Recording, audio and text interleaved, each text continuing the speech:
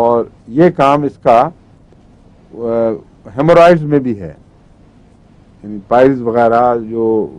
کیا کہتے ہیں اردو میں ان کو، ہیمورائڈز کو، بواسیر، مسے، ہیمورائڈ پائلز ہوتی ہے بواسیر، اور ہیمورائڈز مسوں کو کہتے ہیں۔ تو بواسیر کے نتیجے میں جو مسے نکل آتے ہیں ان پر بھی یہ اثر انداز ہوتی ہے۔ کیلکیریا کار میں بھی ایک قسم کے مسے پائے جاتے ہیں، لیکن وہ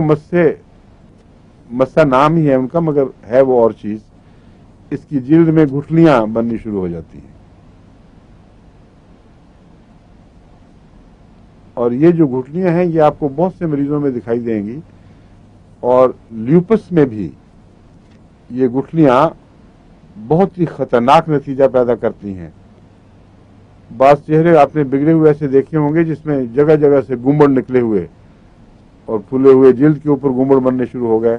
جو سب کوٹینس ہوتے ہیں۔ جلد کے نیچے کچھ مواد اکٹھا ہو کر وہ گٹھلی سے بن جاتی ہے، جو ہلائیں تو ہلتی ہے، اس کی جڑیں کہیں ہڈی وغیرہ میں پیوستہ نہیں ہوتی، اور یہ نان کینسرس ہیں، کینسر والے نہیں ہیں، لیکن ہیں بہت مصیبت، اور ایسا حلیہ بگاڑ دیتے ہیں انسان کا کہ سوائے اس کے کہ قریبی اپنی رحم شفقت کی وجہ سے ان سے تعلق رکھیں، مگر لوگ گھبراتے ہیں ان کے قریب ہونے سے، حالانکہ لگنے والی بیماری نہیں ہے۔ مگر کیلکیریا کار میں بھی یہ بات پائی جاتی ہے، لیکن اس سے بہت زیادہ اور نمایاں طاقت کے ساتھ یہ بات کیلکیریا سلف میں پائی جاتی ہے، مگر وہ اب میں بتاؤں گا آپ کو، کیلکیریا سلف کی باتیں اس میں بتا دوں گا۔ میں ضمناً بتایا ہے کہ یہاں اس کا تعلق کاربن سے نہیں ہے، کیلکیریا سے ہے اس بیماری کا تعلق۔ کاربن کا مزاج بگڑنے سے یہ بیماری نہیں پیدا ہوتی، اور کیلکیریا چونکہ سلفر کا کرونک ہے، اس میں سلفر سے مشابہ